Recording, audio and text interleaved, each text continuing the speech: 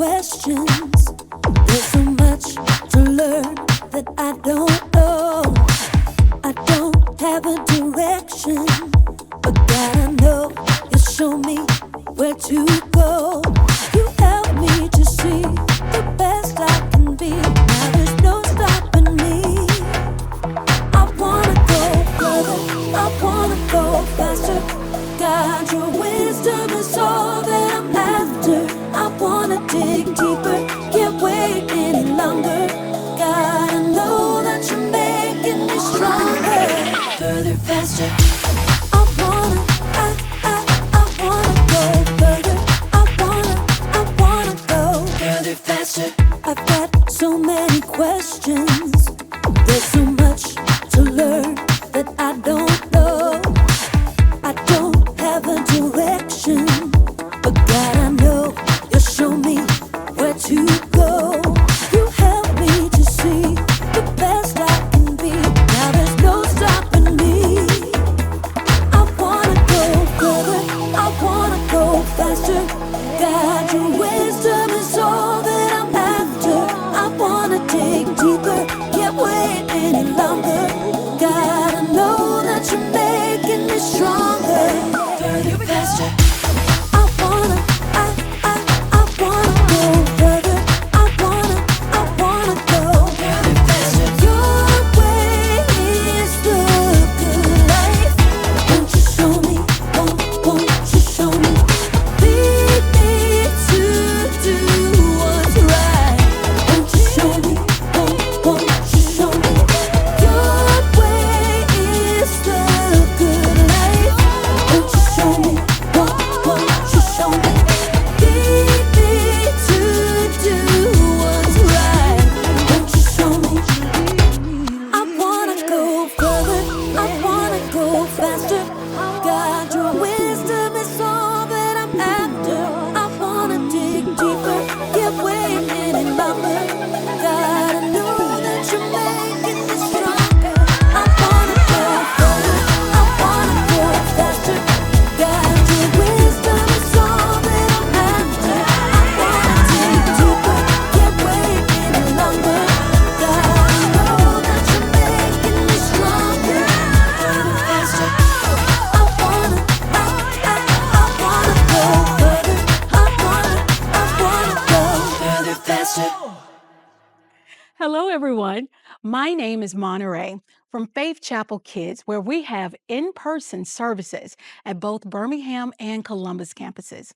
We are so excited to welcome your children to both of our campuses. Please visit our website at faithchapel.net/family for more details regarding our services on the campus you attend. We would love for you to join. And if you're not able to join us in person, please check out this week's video. Check. Wait, where's the food coloring? Oh, hey, welcome to Story Lab. This week we're taking a look at the story of someone who wanted to dig a little deeper. Aha! Food coloring. Whew! Food coloring and Story Lab are like PB&J.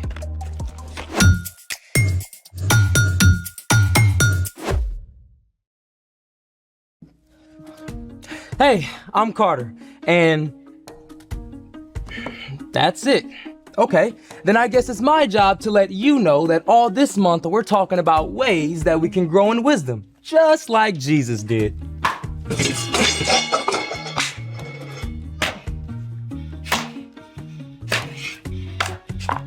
And I'm Zeke. Little late, superhero. What? You said we're taking a deep dive into the ocean today, so I'm ready. I meant deep dive into knowledge about the ocean, not actual water. Oh, so I don't need a snorkel? We're only using this much water. Well, let's make it. Today, we're exploring the ocean layers on land. We'll use our imagination and some of these supplies. For this activity, we will need 5 jars of water, sea salt, food coloring, scrap construction paper, and a syringe with a tube, or a funnel in a large straw will do. Is this for breathing underwater? First things first. Step 1, add salt. This first jar will get no salt, the next will get 2 spoonfuls, then 4, then 7, then 9.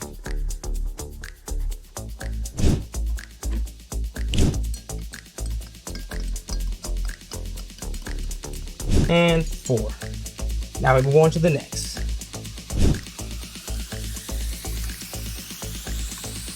And 7. All right, and the last one.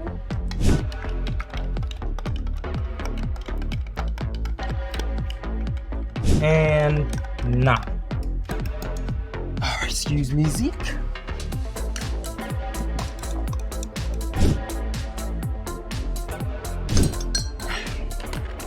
Hey, the ocean is saltwater, right? Yep, but we're also adding salt to increase the density of the water. Density just means how tightly the molecules are packed together. Since the different layers have different densities, they'll stay separate. Which brings us to step 2, coloring our layers. We'll put the tiniest bit of sky blue in the first jar, then blue-green 1 drop, then navy blue 1 drop, then purple 2 drops, then black 4 drops. All right. So I'm thinking the ocean layers go this way instead of that way. Step 3, the layers all go in here, carefully. Now, each colored salt solution represents 1 layer of the ocean. We'll start at the bottom with the darkest water, the trenches. Ah, Carter, I'm always willing to be in the trenches with you. Thanks, Zeke. Whew, it's so dark down in the trenches. Yep. 0 sunlight reaches the trenches. And the deeper that you go in the ocean, the higher the density of the water. There's so much we don't know about the deepest parts of the ocean, but we do know that sea cucumbers and starfish live there. All right. Now we're going to pour in the rest of the layers. Because each color is a different density, they should layer rather than mixing. But it's a little tricky, so we're using this tube and some paper to help.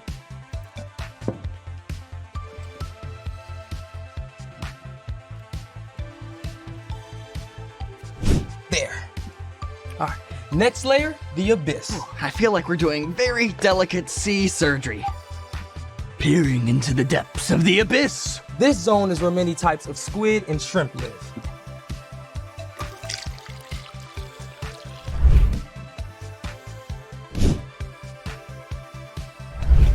It all kind of looks the same. You know what we're missing? Light. Ah. Here it is. Oh, You see? yeah. All right, okay. Now for the next layer, the midnight zone. In the midnight zone, we find anglerfish and the ever-popular blobfish. That looks so cool. That's great. Okay, next. The twilight zone. We get a little more light reaching down here. Here you go.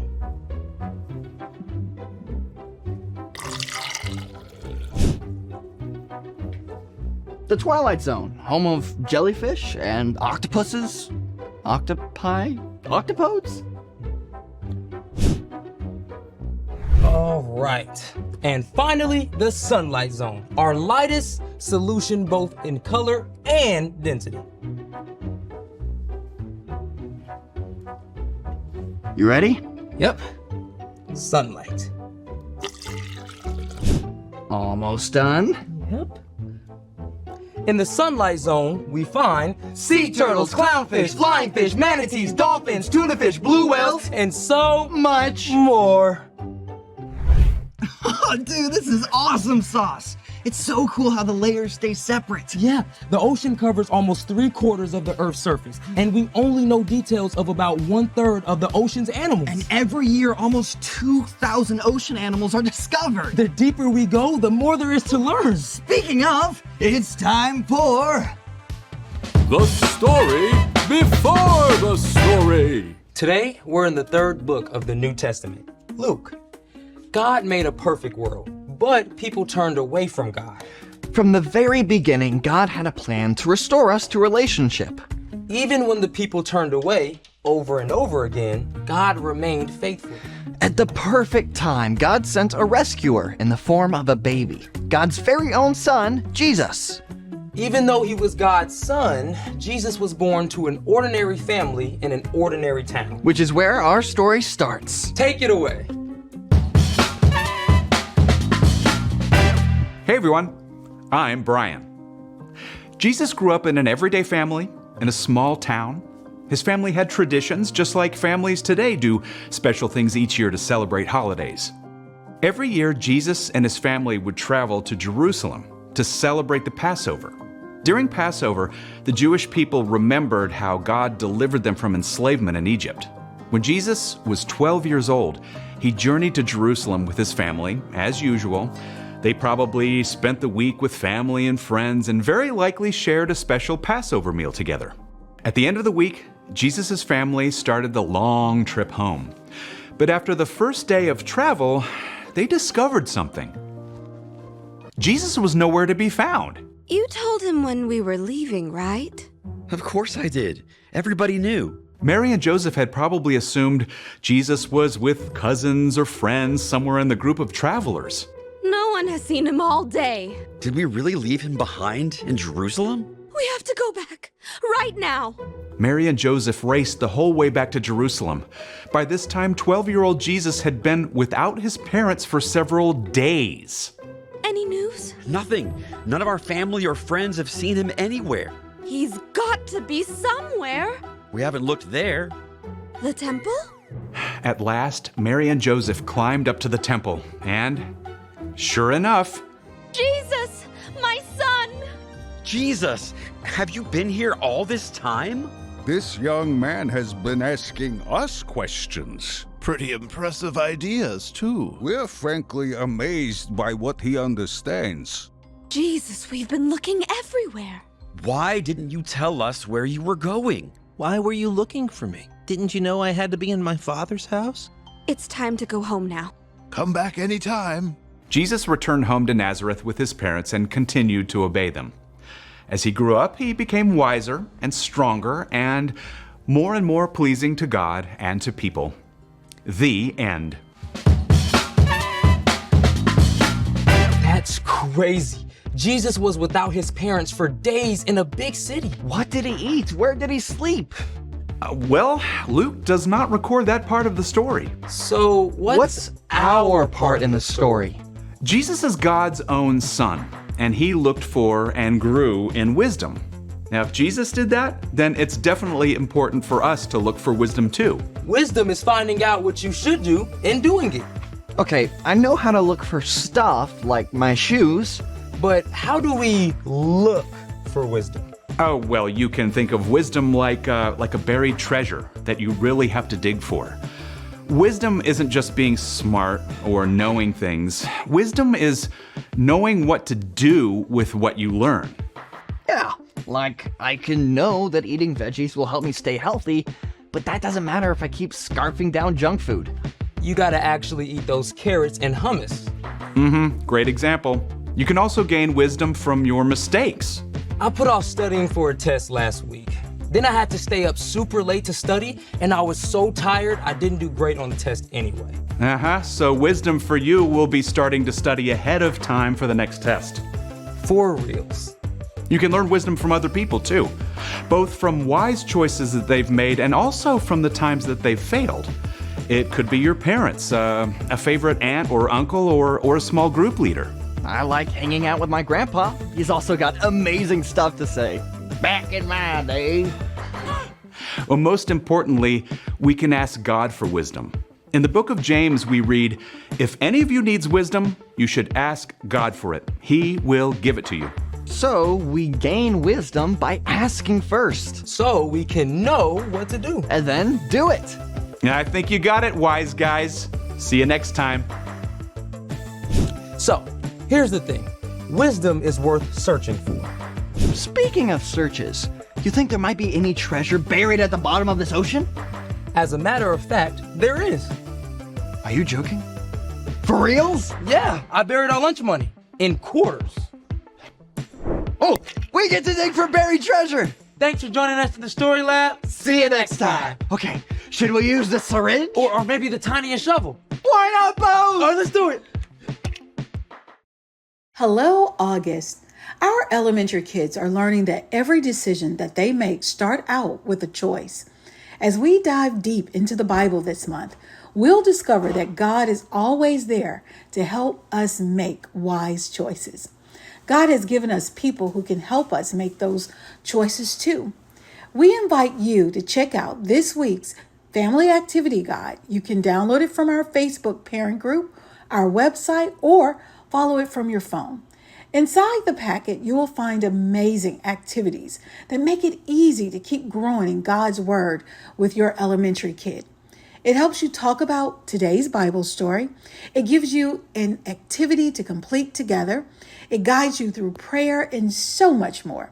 Decide when and how you want to use these great tools at your fingertips, and you will be amazed at how much your elementary kid is learning and growing in their faith right at home with you. We have one amazing in-person Sunday service for kids. If your family is interested in attending in-person service, please join us on either our Birmingham, Alabama or Columbus, Georgia campus. For more details about the in-person service on the campus you attend, special days when we worship together in the main sanctuary as a family, and much more, please visit faithchapel.net/family for more details. Enjoy your day.